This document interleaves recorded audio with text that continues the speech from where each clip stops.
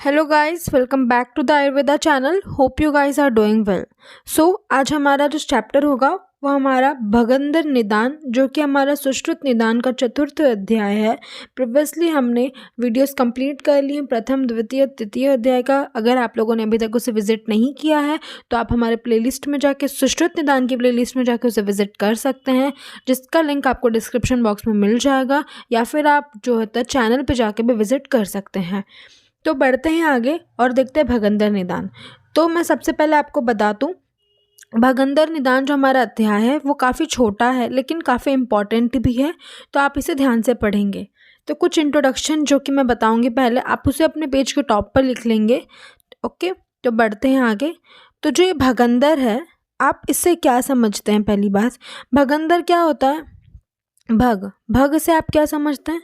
जो गुदा होता है, गुदा के पूरा आसपास का जो एरिया होता है उसको हम क्या कहते हैं? भग कहते हैं। तो भगंदर जो होता है गुदा के आसपास के एरिया में होने वाली जो व्याधि होगी, इससे आप यही समझते हैं। ठीक है, फिर कुछ और चीज़ें मैं बताना चाहूँगी। हमारा, आप तो सबसे पहले ये जान लीजिए कि इसमें भेद चरक आचार्य, आचार्य सुश्रुत और वाग्भट आचार्य के अनुसार कितने होते हैं। जैसे कि मैं हर अध्याय स्टार्ट करने से पहले आपको ये ज़रूर बताती हूँ भेद के बारे में, क्योंकि भेद जो होता है वो सारे आचार्यों ने विभिन्न बताई हैं, तो वो चीज़ आपको ध्यान से पढ़ना है। तो सबसे पहले मैं बताऊँगी, आचार्य चरक ने केवल एक भेद बताई है। तो इसके लिए तो आप चरक में जब भगंदर पढ़ेंगे तो आप उसमें पढ़ेंगे आचार्य चरक ने केवल एक बताई है। फिर जो आचार्य सुश्रुत हैं, आप अभी यहाँ नीचे पढ़ेंगे, उन्होंने 5 प्रकार के भगंदरों का वर्णन किया है। 5 प्रकार कौन से हैं? इस प्रकार है वातज, पित्तज, कफज, सनिपातज, आगंतुज। लेकिन ये इन नामों से नहीं, इनका कुछ अलग नाम है, उसको भी हम पढ़ेंगे अभी डिटेल में। ये सिर्फ इंट्रोडक्शन के लिए। आचार्य सुश्रुत ने कितने प्रकार बताई हैं? 5 प्रकार की बताई हैं। फिर आचार्य वाग्भट ने टोटल 3 और एक्स्ट्रा बताई है सुश्रुत से, वो 8 है। तो आचार्य वाग्भट ने 8 बताई है, 5 सुश्रुत वाले ही हैं, 3 एक्स्ट्रा है, उससे भी हम अभी पढ़ते हैं। आप ऐसे ट्रायंगल बना लेंगे, आपको याद करने में आसानी होगी। एक तरीका है, आप ऐसा ट्रायंगल बना लेंगे। जो हम अभी आचार्य सुश्रुत के अनुसार जो 5 पढ़ेंगे, वही 5 आचार्य वाग्भट में भी होंगे, केवल 3 जो एक्स्ट्रा हैं उसके लिए मैं ये बता रही हूँ। और आप यहाँ पे लिख देंगे वातज, पित्तज और कफज। तो आप इस प्रकार यहाँ पे वातज, पित्तज और कफज लिख देंगे। तो वातज और पित्तज के बीच में आप लिख देंगे पी से क्या आएगा? परिक्षेपी। के और पी के बीच में आप क्या लिखेंगे? ए। और के और वी के बीच में आप क्या लिखेंगे? आर। ठीक है, तो आप इसे कैसे लिखेंगे? जो पी है उससे आप समझेंगे परिक्षेपी। यहाँ स्क्रीन पे आप लोगों को नहीं दिख रहा होगा, मैं एक बार इसे इरेज करके लिख के दिखा दूंगी। परिक्षेपी जो होता है वो कौन सा है? वातज और पित्तज है। तो इसमें आपको जो ट्रायंगल बनाया था उससे आपको इसके दोष पता चलेंगे, क्योंकि ये वातज और पित्तज के बीच में आ रहा था, तो इसका नाम परिक्षेपी और ये वातज पित्तज होता है। फिर हमने कफज के नीचे जो ये सिंगल लाइन थी, कफज के और पित्तज के बीच में हमने ए लिखा था। ए से आप क्या समझते हैं? अर्शोभगंदर। ए से क्या है? अर्शोभगंदर है। आपको नीचे बुक में लिखा हुआ मिल जाएगा, लेकिन मैं फिर भी एक बार स्क्रीन पे लिख देती हूँ। अर्शोभगंदर जो होता है कफज और पित्तज है। पित्त कफज कह लो, कफ पित्तज कह लो, एक ही बात है। ओके, अर्शोभगंदर जो होता है वो कफ पित्तज है। फिर जो कफज और वातज है, कफ और वात के बीच में हमने जो यहाँ लिखा था, यहाँ का लिखा था? आर लिखा था। तो जो ऋजु भगंदर है वो हमारा वात कफज है। ठीक है, तो आप इस प्रकार ट्रायंगल बना के आप याद कर लेंगे तो आपको वो आसानी होगी। बाकी जो आचार्य सुश्रुत ने जो 5 वाले का वर्णन किया उसके बारे में हम डिटेल नीचे अध्याय में पढ़ेंगे। तो चलिए शुरू करते हैं। इंट्रोडक्शन इतना हो गया, अब बढ़ते हैं आगे। जो आचार्य सुश्रुत के नाम से वो हम नीचे ही डिटेल पढ़ते टाइम देखेंगे। तो बढ़ते हैं हमारे तीसरे नंबर श्लोक पे। यहाँ पे हमारे भेद के बारे में बताया है। वात पित्त श्लेष्म सन्निपात आगंतुज निमित्ता। वातज, पित्तज, कफज, जैसे मैंने आपको बताया था, वातज, पित्तज, कफज, सन्निपातज और आगंतुज। ये इस प्रकार तो दोष हैं, बट इन दोष के अनुसार उनके नाम क्या हैं देखते हैं। शतपोनक, उष्टग्रीवा, परिस्रावी, शंभुक, आवर्त, उन्मार्गो, ये 5 यथाशंक्य पंच भगंदर भवंती। ठीक है, तो ये शतपोनक जो होता है वो वातज है। उष्टग्रीव कौन है? उष्टग्रीव है पित्तज। और फिर शतपोनक, उष्टग्रीव, परिस्रावी। स्राव से आप क्या समझते हैं? ऑफ कोर्स कफ होगा, क्योंकि स्राव कफ में होता है। ठीक है, परिस्रावी नाम से आपको लग नहीं रहा है कफज है। ठीक है, फिर यहाँ पे परिस्रावी। शंभुक, आवर्त। शंभुक कौन है? आगंतुज, सॉरी सन्निपातज, आगंतुज नहीं है, सॉरी सन्निपातज है शंभुक। और फिर यहाँ पे लिखा है उन्मार्गी किसके लिए है? आगंतुज के लिए उन्मार्गी है। ठीक है, तो मैं क्लियरली लिख के बताती हूँ। जो हमारा वातज वो है शतपोनक। पित्तज जो है उष्टग्रीव। ओके, और कफट जो है वो है परिस्रावी। और हमारा जो सन्निपातज है वो है शंभुक। और हमारा जो आगंतुज है वो क्या है? उन्मार्गी। तो इस प्रकार जो होता है, आचार्य सुश्रुत ने 5 प्रकार के भगंदर का वर्णन किया। शतपोनक, उष्टग्रीव, परिस्रावी, शंभुक, आवर्त, उन्मार्गो, ये पंच भगंदर भवंती। ये आपको 5 प्रकार के भगंदर मिल जाएंगे। ठीक है, बढ़ते नीचे देखिए, लिखा है आचार्य वाग्भट के अनुसार भी लिखा है और आचार्य सुश्रुत के अनुसार भी लिखा है। यहाँ पे आप देख सकते हैं नीचे पेज पर। वातशतपोनक, पित्तज, उष्टग्रीव, कफच, परिस्रावी, सन्निपातज, शंभुक, आगंतुज, उन्मार्गो। और ये आचार्य वाग्भट के अनुसार, जैसा मैंने बताया, परिक्षेपी, ऋजु, अर्श, भगंदर। यहाँ पे आपको दोष के अनुसार नहीं दिख रहा होगा तो आप वो ट्राइंगल वाला जो है वो आप ऊपर टॉप पेज पर बना लेंगे, आपको वो अच्छे से याद रहेगा। फिर आचार्य सुश्रुत ने चिकित्सा स्थान में बताया है, यहाँ पे ब्लाइंड एक्सटर्नल है और ब्लाइंड इंटरनल है। थोड़ा सा ये ब्लाइंड एक्सटर्नल, ब्लाइंड इंटरनल क्या होता है मैं आपको थोड़ा सा बता देती हूँ कि जो ब्लाइंड एक्सटर्नल और ब्लाइंड इंटरनल है, आप इसको ऐसे याद रखेंगे, जो बाहर से अंधा है। बाहर से अंधा है कैसा मतलब? जैसे ये गुदा है, गुदा के एरिया, यहाँ से तो भगंदर है बट बाहर वो एक्सटर्नली ब्लाइंड है। अंदर से है बट एक्सटर्नली वो ब्लाइंड है। वो क्या है? ब्लाइंड एक्सटर्नल है। वैसे ही ब्लाइंड इंटरनल क्या होगा? ब्लाइंड इंटरनल में क्या होता है? वो जो अंदर से अंधा है, अंदर से अंध। तो जैसे गुदा है, ठीक है, जो यहाँ से है बट वो अंदर से ब्लाइंड है, उसका कोई ऐसा कुछ है नहीं, वो अंदर से क्या है? ब्लाइंड है। तो ये है ब्लाइंड एक्सटर्नल, ब्लाइंड इंटरनल। थोड़ा सा डिटेल में नहीं जाएंगे, सिर्फ ये बताया वो होता कैसे है। अब बढ़ते हैं आगे। यहाँ भगंदर की डेफिनेशन लिखी गई है, ये आप हाईलाइट कर लेंगे, ये बहुत इंपॉर्टेंट है। तो ये बताया है, ते तु भग गुद बस्ती प्रदेशच दारणच भगंदरा इति उच्यन्ते। तो ये क्या बताया? भग, गुद और बस्ती, इन स्थानों का जो धारण करने वाला होता है वो कौन होता है? भगंदर होता है। तो यहाँ पे डेफिनेशन है, आप यहाँ पे साइड में लिख लेंगे, ते तु भग गुद बस्ती प्रदेश दारुणश्च भगंदर इत्युच्यते। जो भग का, गुद का, बस्ती प्रदेश का धारण करता है वो हमारा भगंदर है। और फिर यहाँ पे बताया है, इसे भी आप हाईलाइट कर लेंगे, अपक्व पीड़िका पक्वस्तु भगंदरा। जो अपक्व, पहले जब वो भगंदर जब पका नहीं, अपक्व अवस्था में रहता है तो वो पीड़िका कहलाता है, लेकिन जब वो पक जाता है तब वो क्या कहलाता है? भगंदर कहलाता है। तो आप इसे भी हाईलाइट कर लेंगे। कभी कभार वो क्वेश्चन आता है ऐसा इस प्रकार की, अपक्व रहेगा तो क्या रहेगा, जब पक जाएगा तो क्या रहेगा। ठीक है, तो आप इस प्रकार से इसे आप याद रखेंगे। फिर बढ़ते हैं आगे हमारे पूर्व रूप की तरफ। यहाँ विमर्श में आप देखेंगे जहाँ पे डेफिनेशन था वहाँ नीचे विमर्श में लिखा है एक लाइन, आप उसे हाईलाइट कर लेंगे। गोदस्य द्वे अंगुले क्षेत्रे पार्श्वते पीड़िका कृत। तो ये आपको क्या लिखा है यहाँ पे कि जो गुदा है, जैसे हमारा गुदा है उसके 2 अंगुली क्षेत्र के बीच में ही जो होता है भगंदर की उत्पत्ति होती है। तो गुद का द्वे अंगुल है ये क्षेत्र, या आप इसे हाईलाइट कर लेंगे। गुद के 2 अंगुल क्षेत्र के बीच के आसपास ही जो हमारा भगंदर होता है।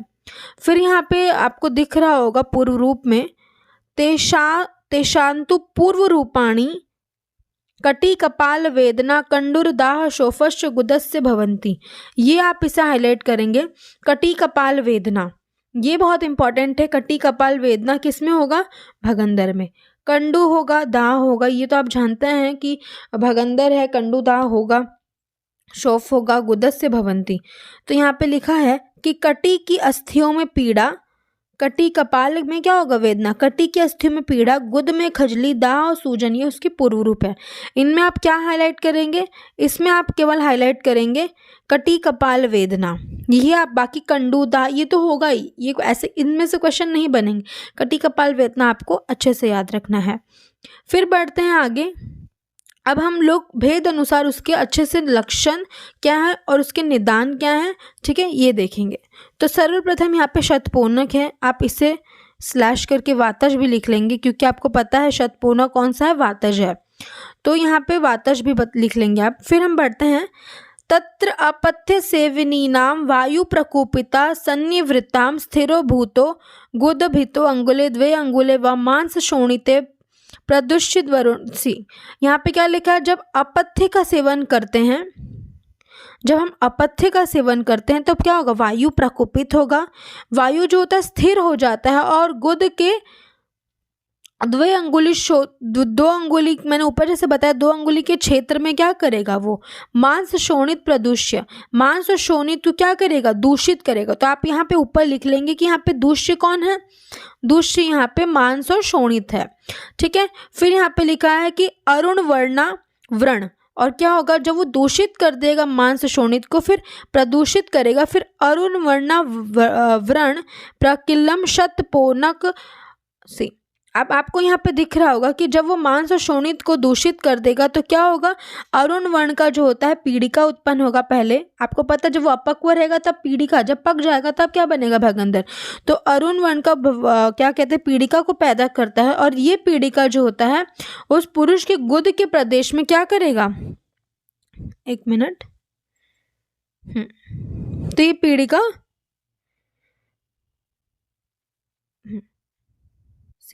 वो अरुण वर्ण का जो होता है पीड़िका जन्यति।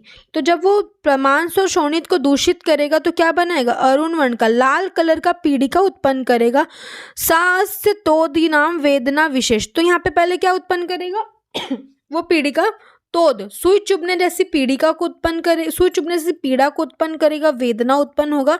फिर अप्रतिक्रियायमाणा च पाकम उत्पत्ति। तो जब उसकी चिकित्सा नहीं की जाएगी तब वो पकेगा और फिर बनेगा भगंदर। तो पहले वो क्या करेगा? जब हम लोग निदानों का सेवन करेंगे, अपथ्य का सेवन करेंगे तो क्या होगा? वायु प्रकोपित होगा, वो क्या होगा? स्थिर होगा। स्थिर होने के बाद वो गुद भितो अंगुले 2 अंगुले व मांस शोणिते प्रदुष्य अरुण वर्णा पीड़िका जन्यति। फिर जब वो गुद के 2 अंगुल क्षेत्र में मांस शोणित को दूषित करके लाल अरुण वर्ण का पीड़िका उत्पन्न करेगा। वो पीड़िका में तोद सुई चुभने जैसी पीड़ा होगी। फिर जब अप्रतिक्रिया, जब उसकी चिकित्सा नहीं की जाएगी तब उसमें क्या होगा? पाक की उत्पत्ति होगी।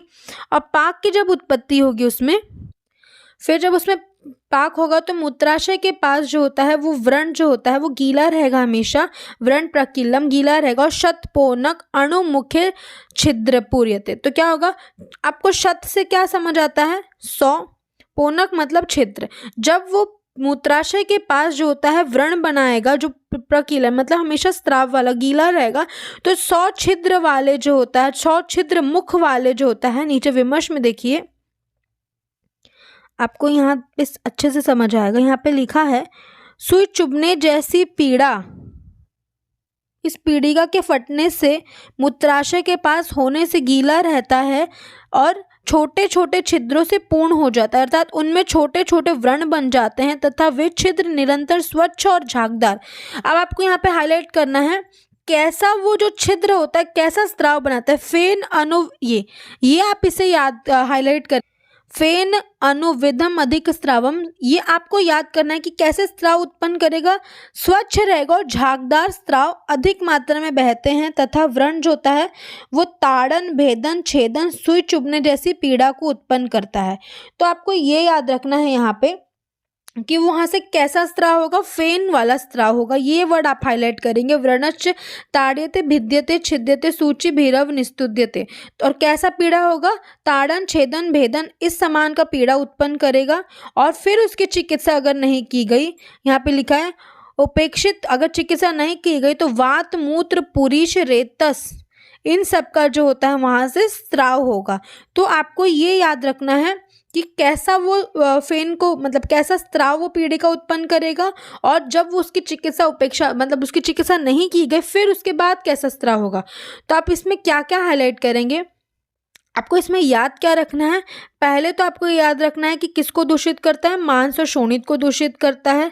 फिर यहाँ पे आपको याद रखना है कि कैसा वो जो होता है स्त्राव उत्पन्न करेगा, फेन वाला। फिर आप यहाँ पे याद रखेंगे जब उसकी अपेक्षा की गई मतलब चिकित्सा नहीं की गई तो वात, मूत्र, पुरीश और रेतस का वहाँ से जो था स्त्राव होगा। तो आपको ये 4-5 चीज़ याद रखनी है। फिर आगे बढ़ता है हमारे उष्टग्रीव, जो कि कौन है, पित्तज। तो पित्तज भगंदर को हम यहाँ पे आप स्लैश करके पित्तज भी लिख लेंगे कि पित्तज जो होता है हमारा उष्टग्रीव होता है। फिर देखते हैं उसके लक्षण कैसे हैं। यहाँ पे भी वही चीज़ है कि जब हम प्रकोपित मतलब हम निदान का सेवन करते हैं मिथ्या आहार व्यय का, तो क्या होगा, पित्त प्रकोपित आहार का सेवन करने से पित्त प्रकोपित होगा। फिर वो अनिल मतलब यहाँ पे वात के साथ प्रेरित होकर कहाँ जाएगा, नीचे की ओर जाएगा। और ये चीज़ आपको हाईलाइट करनी है, रक्तम तनु, रक्त और तनु और उष्ट के ग्रीव के आकार का पीड़िका उत्पन्न करेगा। तो आपको ये याद रखना है रक्तम तन्वी। तो आपको ये इस वर्ड हाईलाइट करना है कि कैसी पीड़िका को उत्पन्न करेगा। कभी कभी ये ही आ जाएगा कि कौन से भगंदर का ये लक्षण है। तो आपको ये याद रखना है कि रक्त और तनु और उष्ट के ग्रीवा के आकार का पीड़िका किसमें होगा, उष्ट ग्रीवा में होगा। फिर यहाँ पे क्या होगा,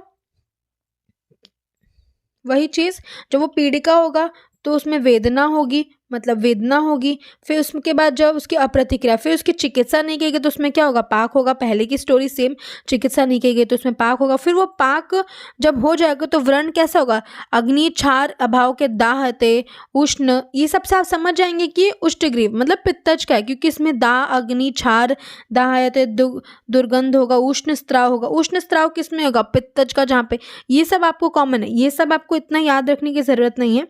याद आपको किस में याद रखना है कि दुर्गंध कौन से वाले उसमें होगा, पित्तज में, उष्टग्रीव में। ये आपको जो चीज़ इंपॉर्टेंट है आपको यहाँ पे ये चीज़ हाईलाइट करना है। बाकी अगर व्रण, अग्नि, क्षार आ गया, दाह स्त्राव, उष्ण स्त्राव, इन सब से आप समझ ही जाएंगे कि वो पित्तज का है, उष्टग्रीव। दुर्गंध आपको वर्ड हाईलाइट करना है कि दुर्गंधित स्त्राव किस में होगा, तो वो पित्तज उष्टग्रीव में होगा। सेम कहानी जो होता है कफज में भी है कि कफ प्रकोपित आहार विहार का सेवन करने से प्रकोपित होता है, वात से प्रेरित होकर नीचे जाता है। फिर वो कैसा पीड़िका बनाएगा, आपको ये चीज़ यहाँ हाईलाइट करनी है। शुक्ल अवभासम स्थिरम कंडुमति पीड़िका, ये आपको हाईलाइट करना है कि कैसा पीड़िका बनेगा, शुक्ल अवभास का स्थिर कंडुमति, कंडू ज़्यादा आपको पता है कफ होगा तो कंडू होगा ही, शुक्ल होगा मतलब वाइट कलर का पीड़िका। ये भी आपको बस इंपॉर्टेंट है हाईलाइट करना है, लेकिन आप ये वाले लक्षण से भी समझ जाएंगे कि वो कफज यानी कि परिस्त्रावी भगंदर का लक्षण है, क्योंकि जिसमें शुक्ल होगा। शुक्ल किस में होता है, कंडू किस में होता है, स्थिर कौन सा पीड़िका होता है, कफज का होगा। तो आप इसको समझ जाएंगे। फिर वही है कि कंडू वेदना वाला ये सब होगा। फिर अप्रतिक्रिया से नहीं मतलब चिकित्सा नहीं करने पर उसमें पाक होगी। और व्रण कैसा होगा, कठिन होगा।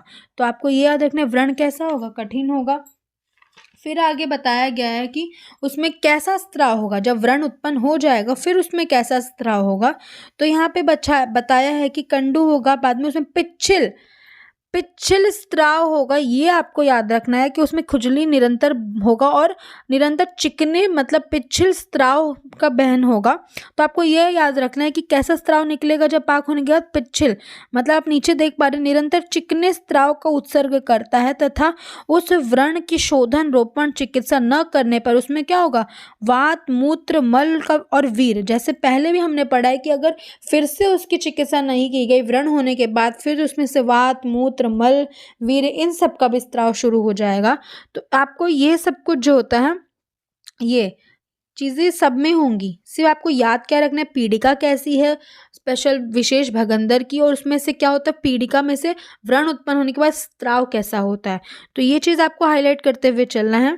फिर बढ़ते हैं हमारे शंभु कावर्त मतलब हमारे सन्निपातज भगंदर की तरफ।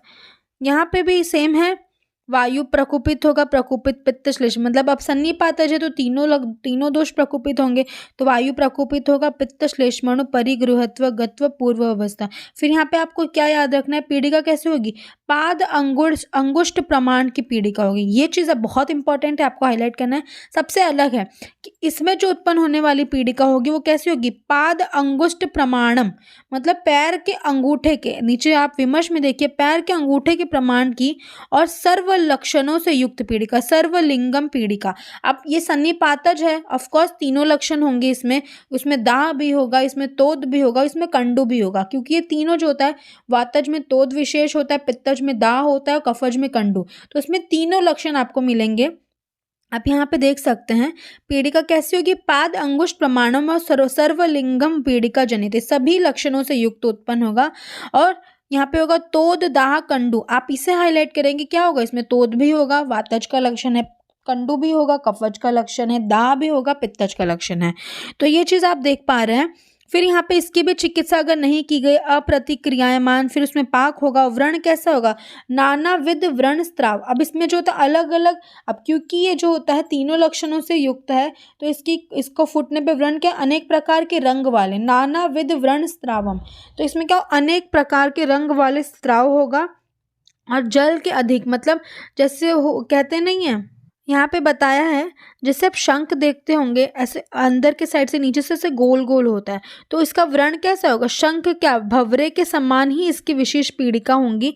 आपको ये याद रखना है, यहाँ पे आप ये चीज़ हाईलाइट करेंगे, यहाँ पे ये चीज ये वाला वर्ड आप हाईलाइट करेंगे। नानाविध स्त्राव तो होगा उसमें से जब पाक होगा, पूर्ण नदी शंभु का आवर्त, तो यहाँ पे क्या बताया है कि जैसे कि जब नदी में बताया गया है यहाँ पे पूर्ण नदी, आप यहाँ की पीड़िका का जब होता है उसके लिए बताया गया यहाँ पे कि कैसे होगा, पूर्ण नदी शंभु कावत के समान। ये वर्ड आपको हाईलाइट करना है कि कैसी विशिष्ट पीड़िका उसमें उत्पन्न होगी पाक होने के पश्चात, तो पूर्ण नदी शंभु कावत, तो ये चीज़ आपको हाईलाइट करना। दो यहाँ पे इंपॉर्टेंट चीज़ें कि इसमें पीड़िका कैसी होगी, पाद अंगुष्ठ प्रमाण की होगी और सर्वलिंग मतलब सभी लक्षणों से युक्त होगा, लेकिन व्रण कैसा होगा, पूर्ण नदी शंभु कावत, तो ये दो चीज़ें यहाँ पे इंपॉर्टेंट है। फिर हम देखते हैं उन्मार्गी भगंदर जो कि हमारा आगंतुक भगंदर है। यहाँ पे कुछ चीज़ें इंपॉर्टेंट है जिससे आप हाईलाइट करेंगे, बाकी आप विमर्श से देखिए। उन्मार्गी भगंदर उसको होता है जो मांस बहुत खाता है, मतलब जो इतना प्रेमी होता है मांस के लिए कि मांस के साथ उसकी अस्थि को भी खाता है, तो उस व्यक्ति को होगा भगंदर। आप विमर्श में नीचे देखिए, मांस खाने के लालची मूढ़ पुरुष को अन्न के साथ अस्थि शल्य को निगल जाता है और वह शल्य जब कठिन मल के साथ मिलकर अपान वायु से नीचे की ओर प्रेरित होकर टेढ़ा मेढ़ा आकार गुदा को चोट पहुंचाता हुआ तथा वहां व्रण बनाते सड़न उत्पन्न होता है और उस पुई और रक्त पूर्ण मांस के कोथ में जल के क्लिन्न कीचड़ हुई भूमि जैसी कीड़े पड़ जाते हैं, वैसे कीड़े पड़ जाते हैं तथा वे कीड़े गुदा और मांस को खाते हुए अगल बगल के विदीर्ण को नष्ट कर देते हैं। तो इसमें क्या बताया कि मांस के लोभधेन व्यक्ति जब मांस के साथ अस्थि को निगल जाता है, वो शल्य कठिन मल के साथ मिलकर अपान वायु से प्रेरित होकर टेढ़े मेढ़े आकार के गुदा को चोट पहुंचाता है तथा वहां व्रण बन जाता है। जब वो अस्थि मल के अपान वायु के साथ मल के द्वारा नीचे जाता है तो वो गुदा में जो होता है व्रण मतलब चोट पहुंचाता है वहाँ पे, फिर वहाँ पे व्रण बन जाता है और वहाँ पे सड़न उत्पन्न हो जाती है और उस सड़न में क्या होगा, कीड़े लग जाते हैं। तो आपको क्या वर्ड हाईलाइट करना है, कृमिः सज्जन्ते। तो आप ये वर्ड हाईलाइट करेंगे, कृमि जो होता है वो कौन सा भगंदर में पड़ता है? तो कृमि आपको याद रखना है कि उन्मार्गी भगंदर मतलब आगंतुज भगंदर में कृमि पड़ता है। क्यों पड़ता है? क्योंकि जब कोई व्यक्ति मांस के साथ अस्थि को खा जाता है तो वो अस्थि जब नीचे जाता है अपान वायु से प्रेरित होकर मल के द्वारा, तो वहाँ पे वो जो होता है चोट पहुँचाता है, वहाँ पे व्रण बनता है और व्रण की वजह से उसमें कीड़े पड़ जाते हैं और वो अगल बगल के जो होता है, अगल बगल के भी जो एरिया होते हैं उसको भी जो होता है खा कर उसको नष्ट कर देते हैं। उस पुरुष, नीचे देखिए आप, उस पुरुष के उन कृमियों के द्वारा किए हुए मार्ग से वात मूत्र सॉरी उस पुरुष के उन कृमियों के द्वारा किए हुए मार्ग से वात मूत्र मल और वीर्य निकलते रहते हैं, ऐसे को उन्मार्गी भगंदर कहते हैं। तो आप ये चीज़ यहाँ पे हाईलाइट करेंगे। एक इम्पॉर्टेंट चीज़ है कि जो शंभु का आवर्त है उसमें सारे स्त्राव हो रही हैं। यहाँ पे आप देखेंगे कि आपने वातज में भी देखा, पित्तज में भी, कफज में, जब उसकी चिकित्सा व्रण होने के बाद नहीं की जा रही थी तब उसमें से वात मूत्र पुरीश हर चीज़ का जो होता है स्त्राव हो रहा था और वीर्य का। लेकिन जो शंभु का आवर्त है उसमें आप यहाँ शंभु का आवर्त में देख रहे होंगे, श्लोक में मेंशन नहीं किया है वात मूत्र पुरीश और वीर इन सब का स्त्राव हो रहा है। बाकी हर भगंदर में जैसे यहाँ पे भी मेंशन किया है, लेकिन शंभु का आवर्त में उसको एक्सेप्ट नहीं बताया है। मतलब शंभु का आवर्त में नहीं बताया कि वात मूत्र और पुरीश और वीर का भी स्त्राव होता था, बाकी सारे भगंदर में बताया गया है। तो आप इस चीज़ को ध्यान में रखेंगे। बाकी उन्मार्गी में आपको जो होता है कृमि की उत्पत्ति किस भगंदर में होती है, ऐसे क्वेश्चन बन सकते हैं, तो आप इसे हाईलाइट करेंगे। कृमि की उत्पत्ति हमारे उन्मार्गी भगंदर में बनती है। फिर यहाँ पे आगे बढ़ते हैं। यहाँ पे बताया कि जो गुदा के हिस्से में, गुद के आखिरी हिस्से में जो पीड़िका होती है जो जल्दी शांत हो जाती है, वो भगंदर नहीं होती है, वो भगंदर के अतिरिक्त कोई अन्य पीड़िकाएं होती हैं। तो आप ये चीज़ यहाँ पे देखेंगे। फिर यहाँ पे बताया है जो वहाँ पे बताया जिसमें शोथ होगा और अल्प पीड़ा होगी वो कैसा होगा, और जो जल्दी बैठ जाता है वो पीड़िका गुदा वो भगंदर की नहीं होती, वो कोई अन्य पीड़िका होती है। और बाकी यहाँ पे बताया उसके अतिरिक्त कोई लक्षण वाली जो गुदा के पहले पढ़े हुए हमने 2 अंगुली के क्षेत्र में जो पीड़िका उत्पन्न होती है, जो गहरे मूल वाली पीड़िका होती है और जिसमें ज्वर भी उत्पन्न हो जाता है और पीड़िका ऊपर के लक्षणों से विपरीत हो, वो कैसी हो, भगंदर वाली पीड़िका होती है। तो आप इन 2 पीड़िका में, नॉर्मल पीड़िका और भगंदर वाली पीड़िका में डिफरेंस यहाँ पे बताया गया है। फिर यहाँ पे बताया भगंदर के पूर्व रूप में, यहाँ पे आप नीचे देखेंगे यान यान मल्लो उत्सर्ग कंडुर दाव शोफवान पायुर ब्रिज। देखिए यहाँ पे आप देख सकते हैं विमर्श में इस चीज़ को भगंदर के पूर्व रूप में बताया कि भगंदर वाला व्यक्ति में किसी सवारी पर या फिर जो होता है मल के त्याग करने के टाइम गुदा में खुजली, पीड़ा, जलन, सूजन होना एवं कमर में दर्द, ये क्या है, भगंदर के पूर्व रूप। आप ये पूरे चीज़ को हाईलाइट करेंगे कि यान मतलब कि जब कोई भी सवारी करते हैं, मल उत्सर्ग करते हैं, उस टाइम पे क्या होगा, हमारे गुदा में कंडू, दाह, पीड़िका, जलन, सूजन और कमर में दर्द, कटी कपाल वेदना भी हमने प्रीवियसली पढ़ा था। तो कमर में दर्द, ये सारे पूर्व रूप किसके हैं, ये हमारे भगंदर के पूर्व रूप हैं। फिर यहाँ पे साध्य साध्यता बताया गया है, घोरा साध यंतु दुखा सर्व एवं भगंदरा। फिर यहाँ पे बताया है, देखिए प्राय सभी प्रकार के भगंदर घोर कष्टदाय और कृच्छ साध्य होते हैं, किंतु उनमें त्रिदोष्य भगंदर जो होता है तथा शतज भगंदर असाध्य। देखिए यहाँ पे बताया घोरा साध्य दुखा, मतलब सारे भगंदर जो होता है कष्टदायक होते हैं, लेकिन उनमें भी जो होता है जो शतज है और जो त्रिदोषज है वो भगंदर कैसा होता है, वो भगंदर असाध्य होता है। तो अपने पेज के टॉप पर लिख लेंगे कि जो भगंदर होता है उसके लिए बताया गया है कि जो सारे भगंदर होते हैं वो कष्टदायक होते हैं, सिर्फ जो होता है हमारा त्रिदोषज और हमारा शतज, ये 2 भगंदर हैं वो कैसा होते हैं, असाध्य होते हैं। तो इसी प्रकार हमारा चैप्टर यहाँ पे समाप्त होता है। आई होप आप लोगों को बहुत अच्छे से समझ आ गया होगा। अगर आप लोगों को कोई भी डाउट है तो आप नीचे कमेंट सेक्शन में बता सकते हैं, या फिर आप हमारे आयुर्वेदा चैनल पेज, हमारा इंस्टाग्राम का पेज है द आयुर्वेदा चैनल, जिसका लिंक आपको डिस्क्रिप्शन बॉक्स में मिल जाएगा, आप वहाँ जाके भी DM कर सकते हैं। Thank you for watching. Please like, share and subscribe.